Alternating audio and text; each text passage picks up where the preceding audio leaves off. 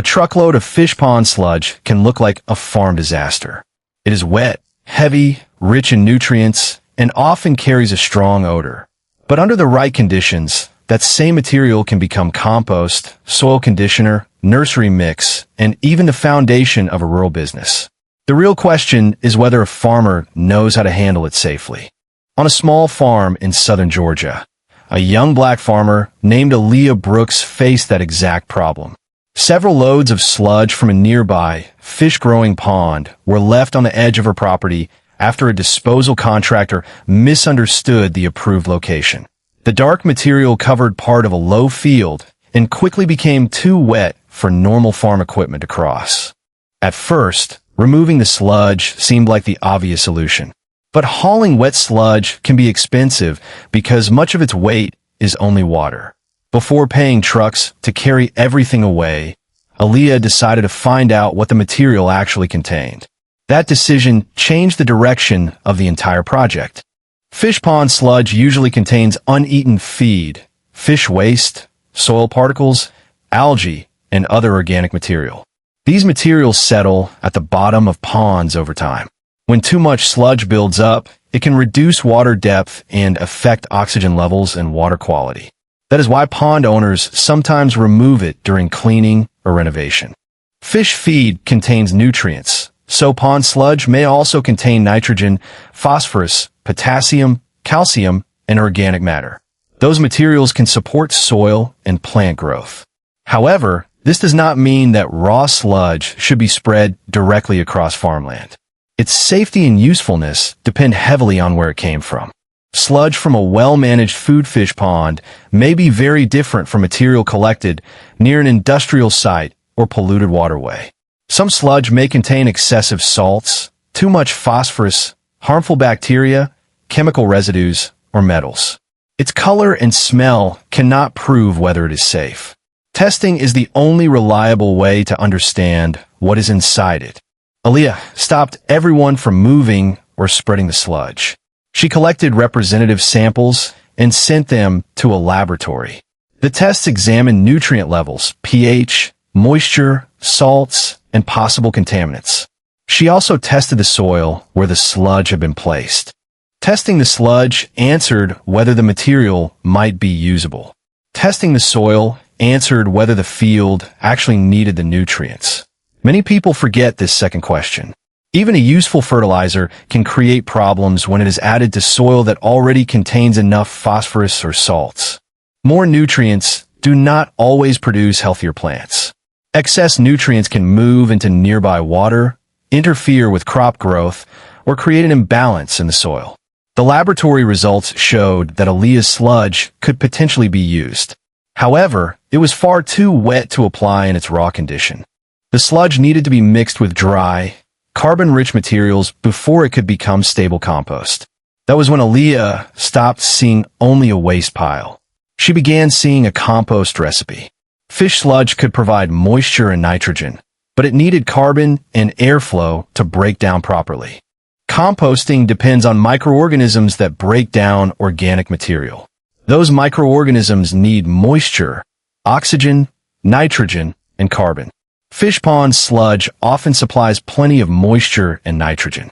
But by itself, it can be too wet and too dense for air to move through it. Without enough oxygen, the pile can become anaerobic. That means decomposition begins without enough air. The result may include strong odors, slow breakdown, flies, and dark liquid draining from the pile. To prevent this, Aaliyah needed dry materials that could absorb moisture and create air spaces. Aaliyah looked for clean carbon-rich materials available near her farm. Tree crews produced wood chips. Horse farms had used bedding. Grain farms had old straw, and a sawmill produced limited amounts of untreated sawdust. These materials could help balance the wet fish sludge. Not every dry material was suitable. Painted wood, treated lumber, contaminated sawdust, and mixed construction waste could introduce chemicals, plastic, or metal. Aaliyah used only clean agricultural and forestry materials. This reduced the risk of contaminating the finished compost. Instead of processing all the sludge at once, Aaliyah created one small test pile. This was an important business decision. A small pilot project can reveal problems before a farmer spends money on large equipment, buildings, or packaging. Her first pile quickly showed why testing on a small scale matters. The first mixture was still too wet. It settled into a dense mass, and the odor became stronger after several days. Instead of abandoning the idea, Aaliyah treated the failure as useful information. She added more wood chips and straw, then turned the pile to bring oxygen into the center. After the adjustment, the pile became lighter and easier to handle. A useful field test is to squeeze a handful of composting material. It should feel moist, similar to a wrung-out sponge, but it should not release a stream of water. This simple check helped Aaliyah decide when more dry material was needed. Temperature became another important measurement. As microorganisms became active, the center of the pile heated up. A long compost thermometer allowed Aaliyah to check the internal temperature without guessing. The reading helped her understand whether the composting process was active and balanced.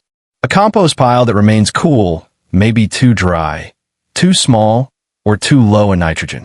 A pile with a strong, unpleasant odor may be too wet or lacking oxygen. A pile that becomes excessively hot may lose nitrogen and need turning.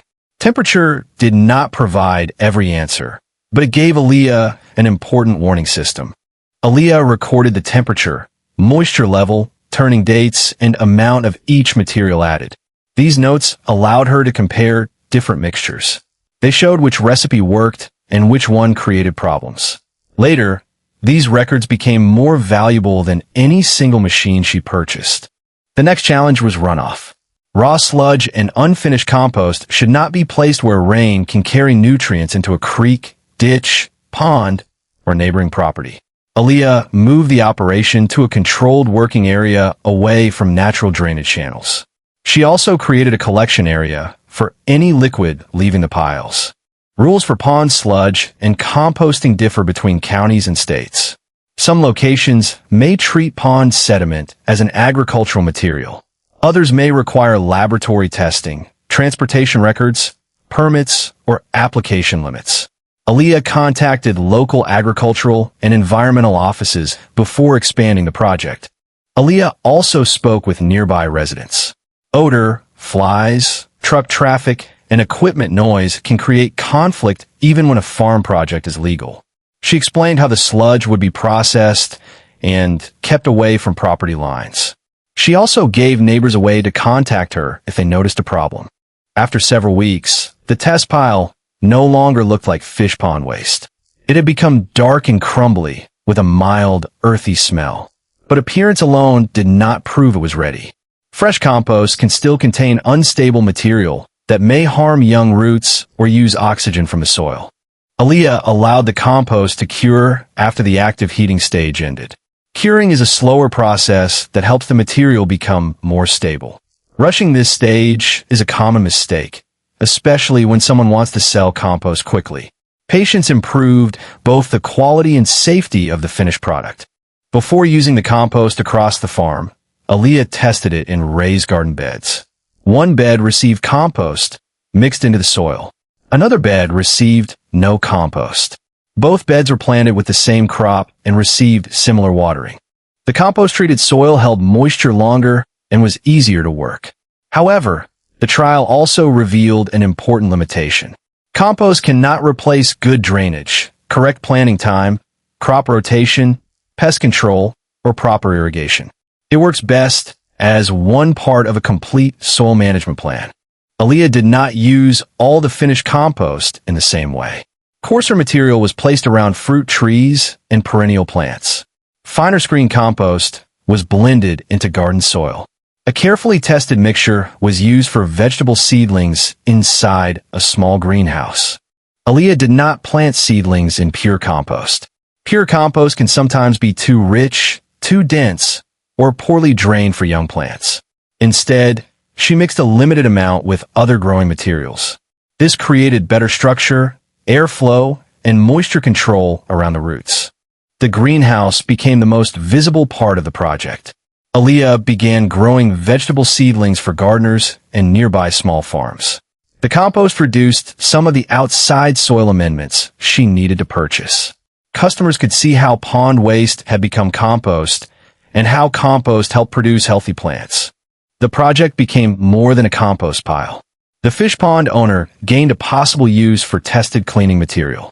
Tree crews gained a location for clean wood chips. Gardeners and farmers gained access to compost and seedlings.